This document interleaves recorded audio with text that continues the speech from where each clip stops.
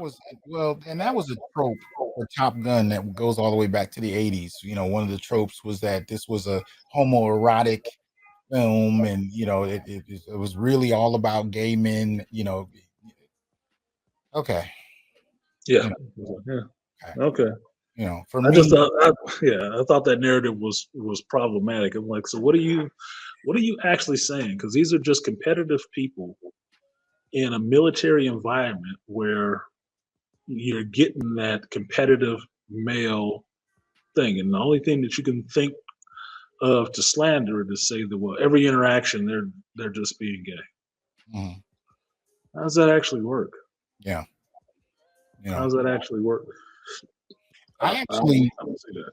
I sat my son down and because I went to go see it Thursday, and I texted you about it Thursday. I told you I said effects wise it's dope. As long as you don't care about why exactly America's bombing a country, as long as you get to the side, and they wanted you to, because you got like 2 seconds of explanation as to why they were bombing, and they didn't even tell you what country it was. The country was unnamed. It was an unnamed country, faceless. We're faceless, no accent. You couldn't hear no accent. They got gloves on. You can't see. You don't know who the hell they are. It didn't matter. America. They might as well yelled Cobra or something like that. Shut up and take it. It's gonna happen. Yeah. They bomb us. Insignias on that. Somebody else pointed that out in the review, and I was laughing my ass off that they did.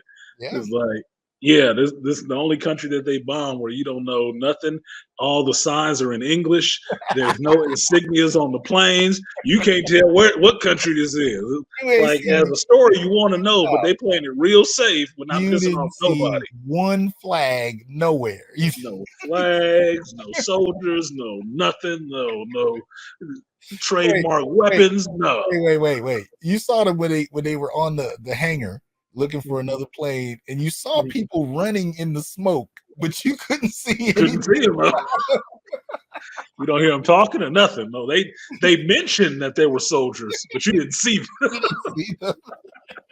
And by the they time stayed way away from that, boy. It was by the time they got in the plane, you didn't see no more soldiers. It was gone. It was gone. Soldiers was gone. Nobody stopped them. Nobody shot at them. Nope. They wasn't touching it. They wasn't touching it at all. Touching it at all. Nope. I was. Who were they? Unnamed country, working on some weapons, working on some nuclear stuff. You know how we are about that. So they had to get the bomb. Okay. Yeah. Right. I said y'all smooth past that one. Even from the first scene where they were like, okay, they were asking Tom Cruise to get Maverick. They were saying, well, how do we do this? And he's saying, well, we can come in and we can do this, we can do that. I'm like, y'all didn't even tell him where the hell are you flying to? Huh? We'll figure out it's in the nav computer. Like, they'll figure it out. The ship knows where we're going. I was like, all right, if you can, if you're highly political, of course, anything having to do with imperialism is gonna piss you off. There's no question. This ain't your movie. They stayed far away. Yeah. As long as you could bracket that. One of the things I was drawn to were, the narratives about men. And so what I wanted to take my son to see it, but of course, in order for him to appreciate it, he had to see the first one. So I went to see it Thursday. I said, yep, this is good. I'm gonna bring him. So Thursday, I think it was Thursday night or Friday, we watched the first one. I think it was Friday. We watched the very first one, and he loved it. He loved it. He loved the jets. He loved the fighting. He loved actually seeing a character have to rally after going through a serious heartbreak, having to die. All of those, and we, I told you guys a couple years ago, for my longtime listeners, my son and I watch movies all the time, and we will stop and have a discussion about anything. That's how you're supposed to. Yeah, anything that I think will help him in his growth. We'll have that discussion. Any questions he have, we stop. And so we did that a few times, which was all good, because by the time we got to the theater to see the second one, he was well informed. He didn't miss any gaps in the story, and we could further deal with some of the elements that the film brought out. That I thought were pretty interesting. Because when you really watch both movies, a lot of it has to do with fathers and sons. Mm-hmm. The very first movie, Maverick, he flies the way he does because his father died, as also an aviator, as a jet fighter, Mhm. never told him how. They just Mhm. let him know that his father messed up in some kind of way. Right. So a lot of his flying is to prove to Right. Hmm? Okay, yeah. So a lot of his flying has to do with proving something. And then so you kind of find he gets to finally find out in the first movie what exactly happened with his father, and he gets some kind of opportunity to, I won't say reconnect, but reconcile his father's memory because he's actually able to talk to one of his flight instructors who flew with his father. So Mhm. through that, there's also kind of a surrogate father relationship with him, right? So in a way, Maverick is channeling his father through the flight instructor who's the same age, roughly. He and his father fought in Vietnam together, whatever. So you get this father-son dynamic happening with him. But the other father-son dynamic is Goose and his son. And you only get to see the little boy for an instant in the first movie, but there's a father-son kind of foreshadowing there. So obviously, by the time you get to this one, you get a whole nother father-son dynamic where again you have a character whose father has passed, and he's trying to reconcile that memory through his flight instructor, who is Maverick this time. Mhm. And so you have that kind of difference playing out. Go ahead. Anything you want to jump in on? No, I was going to say that's actually a really good analysis of that. The other thing I put in there is that Maverick is dealing with a lot of PTSD because of that. That you see everywhere he looks in his place is pictures of Goose. Yeah. Like he put those pictures there on purpose. Right. He keeps remembering Goose. It's something that he keeps trying to live with. Yeah. And while he keeps the line of "Talk to me, Goose," he's still Yeah. trying to account for that. He's Yeah. still trying to make his amends with that. And 30 something years later, it has not gotten much better from him. It's still there with him. Right. So trying to surrogate father his son in a sense, or not his son, but Goose's son, Hmm. is to pay that back. Yes. And it's something that we've talked about in construction before about why you always work in teams, right? You get hurt, I'm gonna have to take care of your kids. So let's make sure you don't get hurt. You don't die Right. on this damn job. Right. So you can actually take care of your kids because that's something that I would have to pick up. Now, before we continue into that, I'd like for you to answer this question from Red Planet Photography. He says, "Do you mail orders for comics?" Go ahead and Yes. tell them how to order comics. So if you want to order comics from the store, standupcomics21@gmail.com, one word, lowercase, and give me the list of the books that you are actually looking for. Then you can pay for those said comics. I will email you back with an invoice. Pay for them on Venmo. Um, Stand Up Comics 21 on Venmo, and then I will mail them to you. If you want to put, which would be nice, put a little extra on it for the shipping, because I don't know where you are in the world, that would actually be helpful.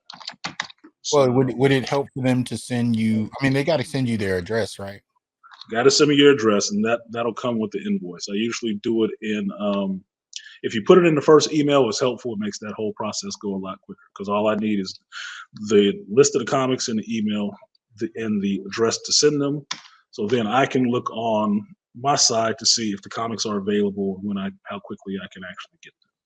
I'm ordering from the distributor, so I'm on their time once I put the order there. Once I put the order in, it's probably a week, 2 weeks to get it, and then I'll get it out to you. And you will get the tracking number and everything else like that about the comic when it's coming and when your product will show up. Right. Right. Okay. So getting back to Top Gun, uh, All right.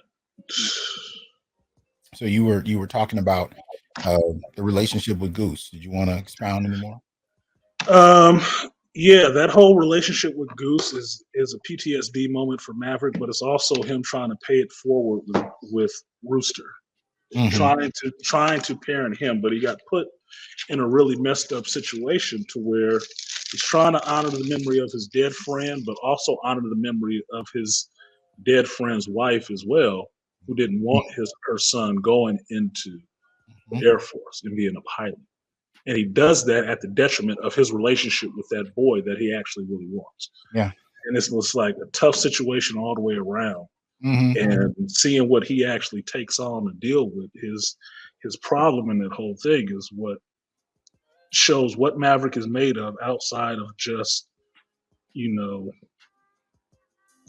the whole fighter pilot part of it, but why he pushes himself so hard, being his father, being his friend that he lost, try to get, and trying to have that relationship with the son. It's just a lot of different layers to that. Let me say this real quick. For those of you who are not sure, I have the ticker at the bottom of the screen. The email address is in there. The Cash App, the Venmo is in there. I'm leaving. Oh man, I'm leaving it on for the whole show. So if you have any questions about how to reach out, Stand Up Comics, the Thank you. is right there on the screen. Okay, so sorry, I had a customer. Understood. Donnie says my only gripe with Top Gun: 4 brothers in the movie, and none of them had the aviator call sign Red Tail. Missed opportunity. You should have been in the writing room. You need to send that to Tom Cruise. Yeah, because that is a good one that's missed, because you have Jay Ellis there, and he's what we got. We got Payback. We got Coyote or whatever his name was. Yeah, Coyote. Yeah. Sundown in the first movie. Yeah, nobody was Red Tail. Yeah, that's a good point. I didn't even think of that. That's a good one. You should get paid for that one. Yeah, absolutely. Absolutely. There's a whole legacy of black pilots that, you know, doesn't get recognized anywhere. So yeah, that's a good point. Well, here's another one though. I don't know if it's a spoiler for anybody. We do. None of them die. None of them die. I can appreciate that, but none of them die. You know, I thought Payback was Payback or Coyote. I thought, well, I thought they was going to eat it. Coyote, yeah, I thought he was like no brothers were harmed in this movie. Right. You know, and I will say this: there's a couple things, especially as it relates to women. First and foremost, hold on, let me correct Malika. Phoenix was the Latina. Yeah, Phoenix was the Latina. But who did he say she was? Phoenix was the Latina. Payback was Jay Ellis. Yeah. Yeah. So first things, you mentioned the sacrifice that Maverick makes for Rooster's mother, right?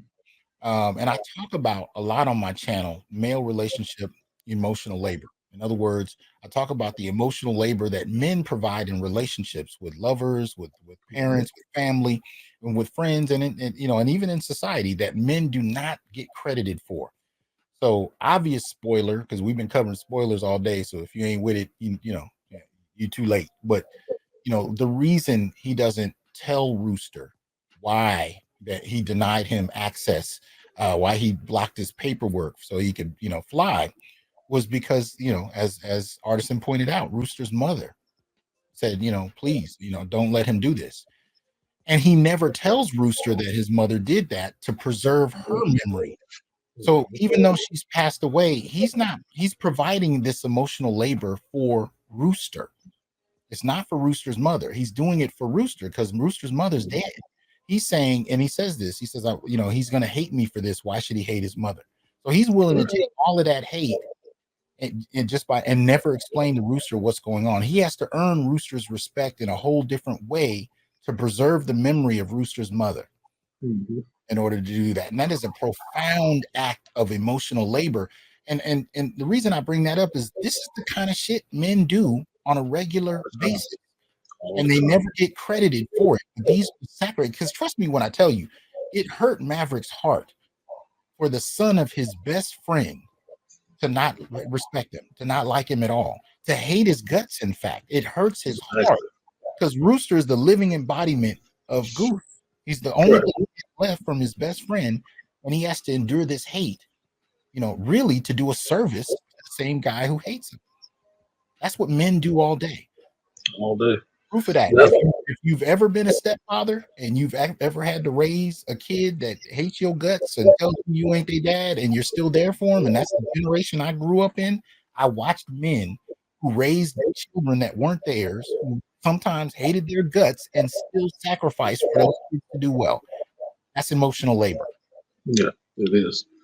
And you're right, Hasan. It's profound because that's what touched me about that. When it got to that part in the movie and he says why he did it, I couldn't think of any time that I wasn't doing the same thing. I didn't say certain things. And I can remember having conversations with my son specifically and said, there's Right. things that I have to deal with that I will never tell you.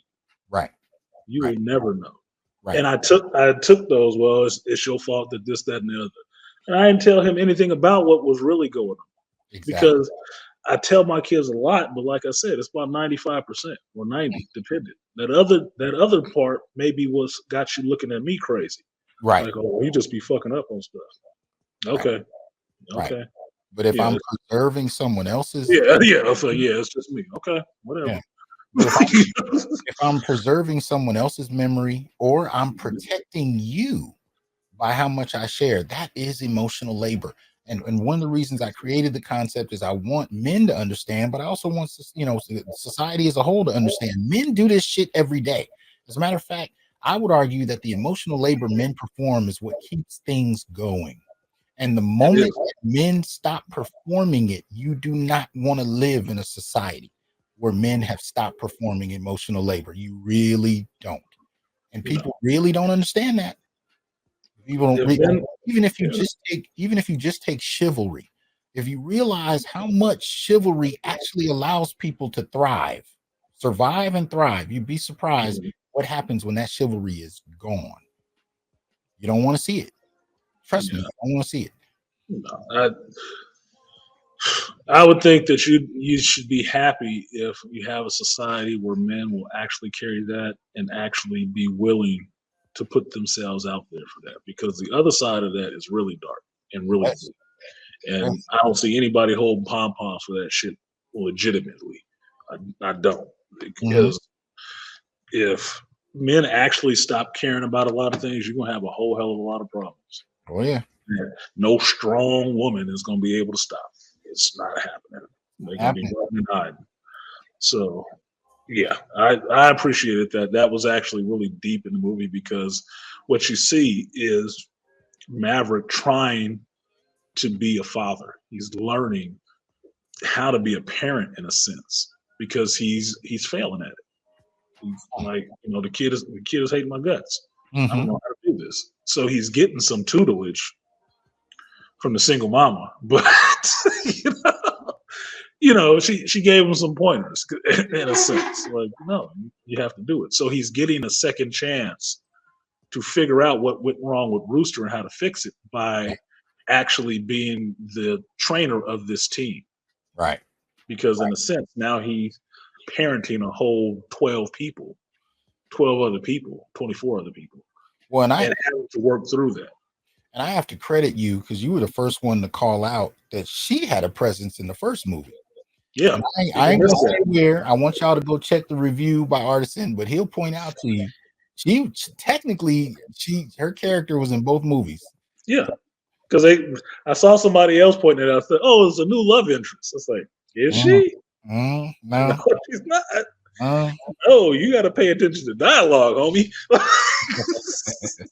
but yeah, man. But the other thing is, we got to deal with Iceman.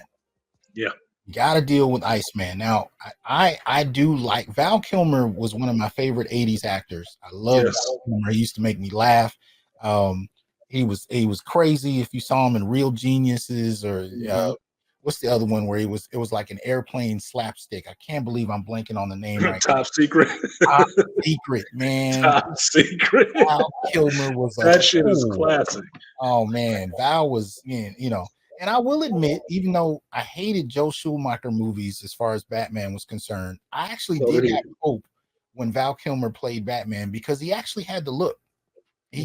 I would actually argue, at least up through the '90s, he was the best. He had the best look for Batman when you saw him in the suit. That jawline was cut for Batman. It was perfect. But Joel Schumacher, man, anyway. Yeah, that movie didn't do him no justice.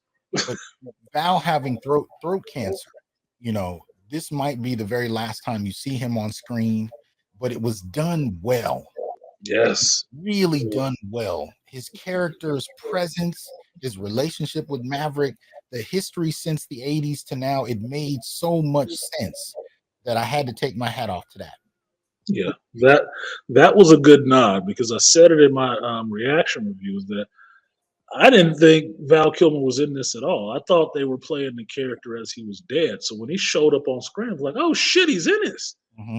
And that they worked in why he couldn't, his throat cancer and why he couldn't talk. They wrote that into the character of Iceman.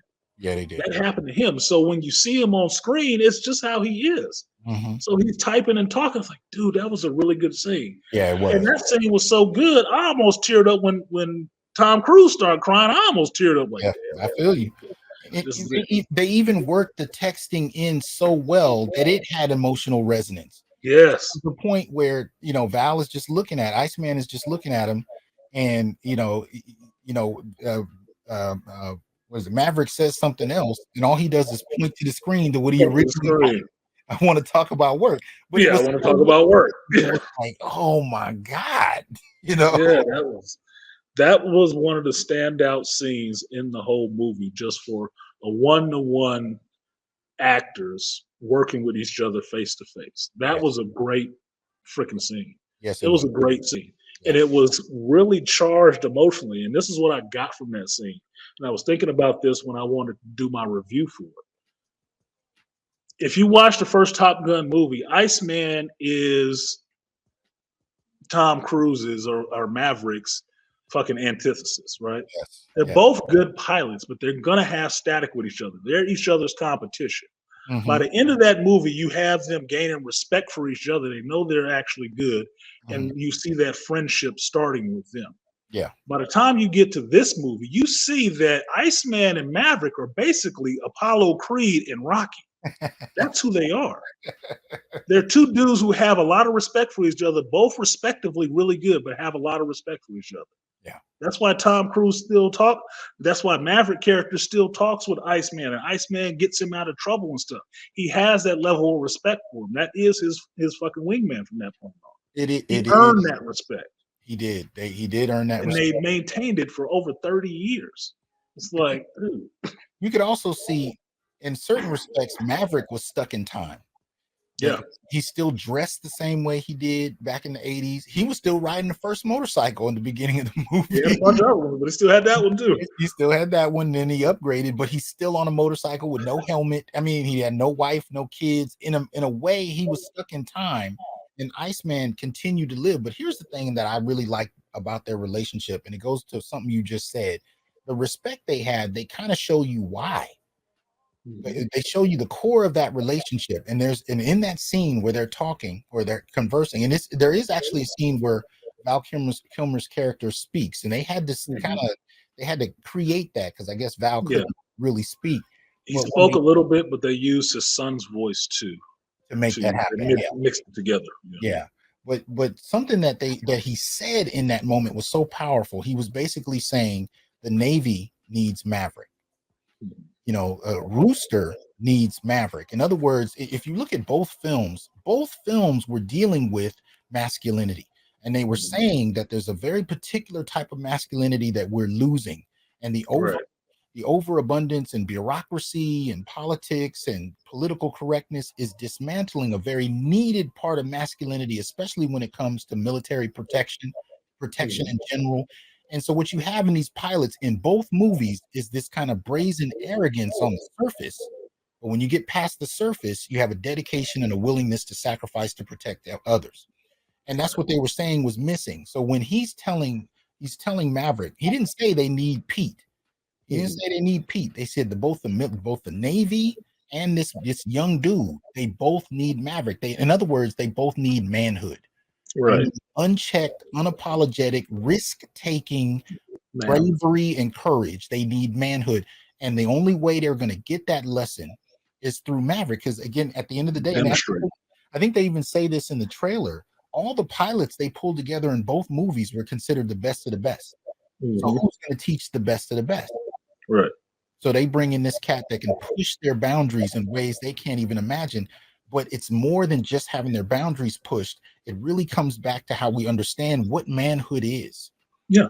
The sacrifice, the risk-taking, the willingness to go beyond one's perceived limits and to develop a certain honor, a certain respect for one another in the midst of that, form a team to accomplish a goal. These are principles in manhood that are fairly universal.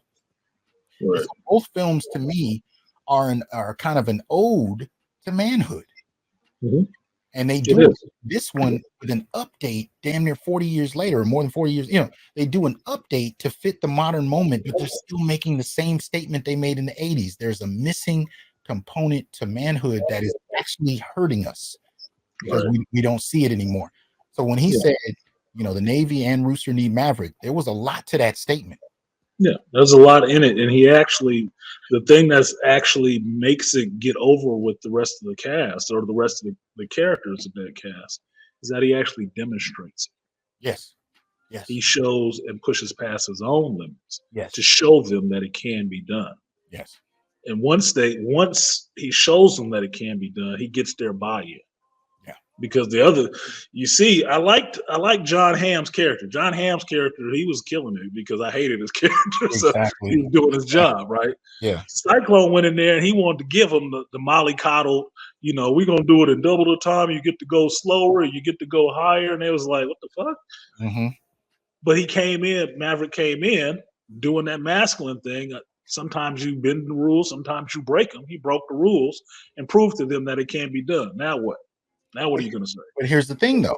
The whole reason him and John Hamm were going head to head is Maverick kept saying, if we do it your way, they're going to die. Exactly. My goal is not only to have the mission accomplished, but to have them come home. We come back to protection. And so it's interesting when we see these stereotypes about manhood and toxic masculinity. What we forget is some of the core principles of manhood are about protection. They're about sacrifice. So there's an emotional sacrifice he makes for Rooster and protecting his mother's memory. There's also a sacrifice of his career that he makes to make sure these young pilots can live at the end of the movie. So that bravado, that in your face pushing beyond limits is not. See, a lot of people misinterpret manhood to say that that's all it is, that men just cause problems and go beyond limits just to do that. Well, some do. But what we forget about is there are plenty that do so for the benefit of those they love.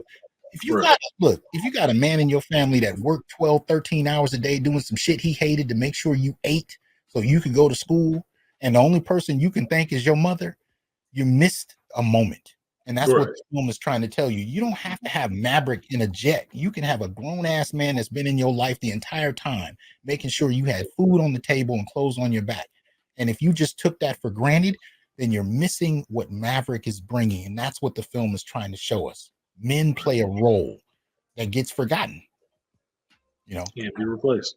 To Marcus Grasby's question, do you have a website for the shop?